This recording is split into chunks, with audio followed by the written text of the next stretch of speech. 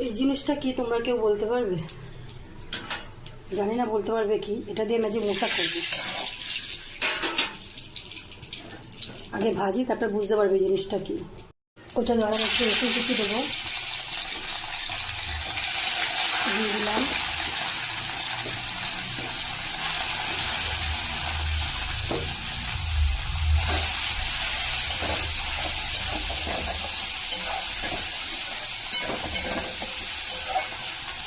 কি বলে মনে হচ্ছে তোমাদের বন্ধুরা?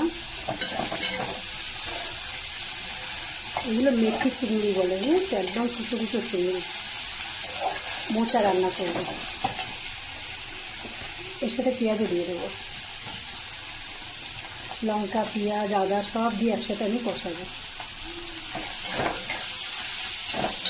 আলুগুলো আমি এইভাবে কেটে নিয়েছি। আমি একসাথে দিয়ে করবো, মানে বড় চিংড়ির থেকে এই ছোটো চিংড়ি দিয়ে যে কোনো চচ্চড়ি করবে, লাবড়া করবে, খুব টেস্ট হয়। আমি একটু খানিকটা হলুদ দিয়ে দেবো। এদিকে আমি মোচাটাকে সিদ্ধ করে রেখে দিয়েছি, দেখো একদম এ করে জল নিংড়ে। আর এদিকে আমার আলুটা, চিংড়ি মাছটা, মশলাগুলো, পেঁয়াজ রসুন আদা সব কষা হয়ে গেছে। আর আমি এটাকে দিয়ে দেবো।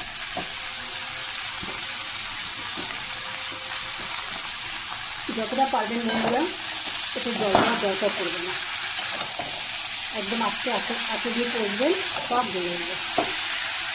এটা ঢাকা দরকার পড়বে। দেখো আমার তরকারিটা হয়ে এসছে। আমি এবার একটু ভাজা গুঁড়ো মশলা ছড়িয়ে দেবো। আমি কিন্তু এক ফোঁটাও জল দিইনি, দেখো কষেই যাচ্ছি। আমি এই কষা বসিয়ে দিয়ে আমি কত কাজ করে নিলাম, আরও করবো তরকারিটা। এইসব জিনিসের জল দিতে লাগে না, সিদ্ধ হয়ে গেলেই তো হয়ে গেল। আলুটা একটু ভেজে নিই। আমি কিন্তু পেঁয়াজ রসুন সব দিয়েছি। জানি সাধারণত পেঁয়াজ রসুন দেয় না, নিরামিষ করে, সেটা নিরামিষে বেলা। যেহেতু আমি চিংড়ি মাছ দিয়েছি ওই জন্য আমি সব কিছু উপকরণ দিয়েছি। আরও চাপা দিয়ে কষবো আমি। গরম মশলা গুঁড়ো দেবো, তোমরা চাইলে ধনে পাতা দিতে পারো, আমি ধনে পাতাটা দিলাম না। চিংড়ি মাছেরও নিজস্ব একটা গন্ধ আছে, না দিলেও চলে, মানে তোমাদের কী বলে এটাকে গরম মশলা। কিন্তু আমার চিংড়ি মাছের গন্ধটা ভালো লাগে না, তো ওই জন্য আমি একটুখানি গরম মশলা দিয়ে দিলাম। দেখেছো আমার তরকারিটা কত সুন্দর হয়ে গেছে। আর একটু কষবো আমি, তেলটা যতক্ষণ না ছাড়বে। তেল ছেড়ে এসছে, আর একটুখানি হলে আমি নামিয়ে নেব। দেখো কত সুন্দর লাগছে মোচার তরকারি। নিরামিষ ছোলা দিয়েও খুব ভালো লাগে কিন্তু মোচা।